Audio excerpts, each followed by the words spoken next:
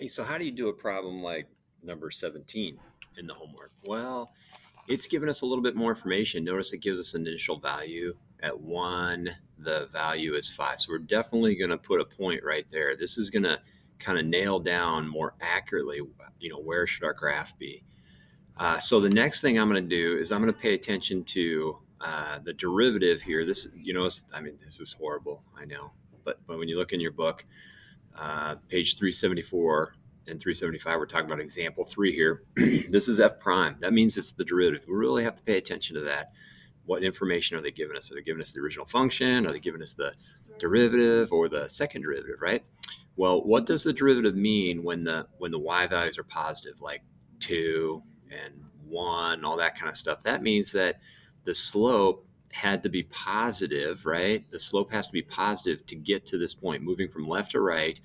It has to be increasing. Okay. Now let me just do that real quick. Let me make it increasing and concave down. How do I know that it's increasing and concave down? Well, a couple ways. I mean, we're getting to a zero slope here, so we know we have to reach, smoothly a place where it's going to go to zero. So maybe you'd argue that I haven't done a very good job of making that look smooth, right?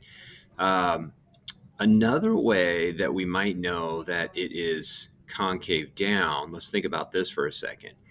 This function right here is decreasing, right? It has negative slopes. That's our derivative. So if I take the derivative of the green function, it's going to be below the x-axis until we get to this point right here, our minimum value. So it's decreasing all the way down here. So like if I was going to put the second derivative on here, it would have to come something like this. It would have to do like this until we get to a zero spot. So the negative here, the negative values like -2, -1, the fact that this is below the x-axis means that this has to be concave down. So a couple different ways we know about the shape of this graph. Here's something else we can do, and this goes way back into chapter 1.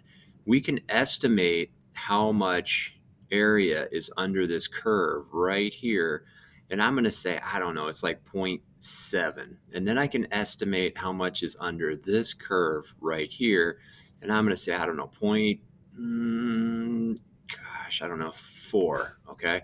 Then I'm going to estimate how much is under this one. I'm going to say 0.1. So if I add all those up, I have 0.5, 0.7. That's 1.2. That means that the amount of y change for this function has to be 1.2. Between here and here has to be 1.2.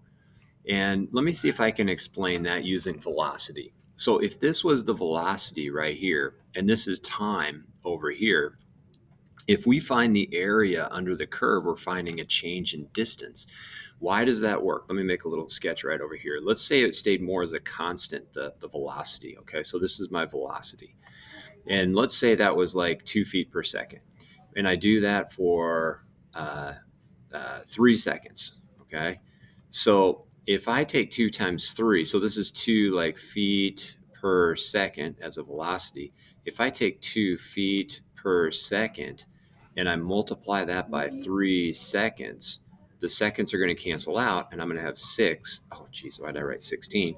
I'm going to have 6 feet. Okay, so this area right here represents a change in feet. So, like, if the green was our velocity and the black is our position, our where is the placement of our car or our person that's running? Well, this area right here is a little more complicated than just a rectangle, but each one of these represents a change in the y value, a quantity of change. So 0.7, 0.4 right there, 0.1 makes a total of 1.2. So if this was at 5, I'm going to try to make this look like it's at 3.8, because that I think would be a 1.2 difference, right? A 1.2 change between here and there. Let's do another one. Okay, so it's going up here. It's going to get to a zero slope. Now it's going to decrease, and we're going to have a point of inflection because it stops decreasing more rapidly. Like the slope is getting more negative, so it's going to go more steep, then less steep until it gets to the next zero spot.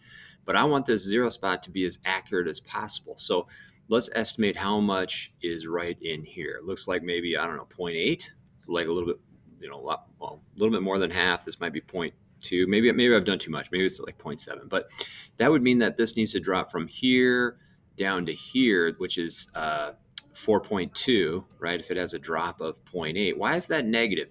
Well, because that's below the x-axis, right? The y values are negative.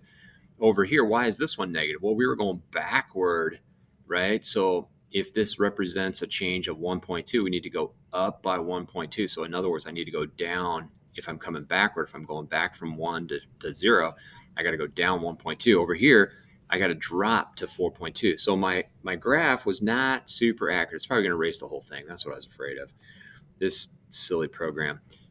So I'm just going to hope that you can see that this was not very accurate, and I'm going to go something like this to fix it. Okay, so I'm trying to make it look concave down to there. Now, this area over here has got to be the same amount. I said this was about 0.8, right? This was about 0.8 in here. So I'm going to say this is 0.8 also. So it's going to go down another 0.8, which would get me down to, I think, 3.4 here. So I want to get that down to about 3.4. Shoot, I'm missing it. All right, so that's how you can more accurately sketch out the graph. I want you to try to continue on example 3 and then look at their solution on how they do their function. Okay, so let me, in blue, say this wasn't accurate enough. I'm going to put little scratch marks through it because I can't erase it very well. Thanks for watching that video. I hope that makes sense. We're going to talk more about it in class, but if you're absent, hopefully that gets you going on that problem.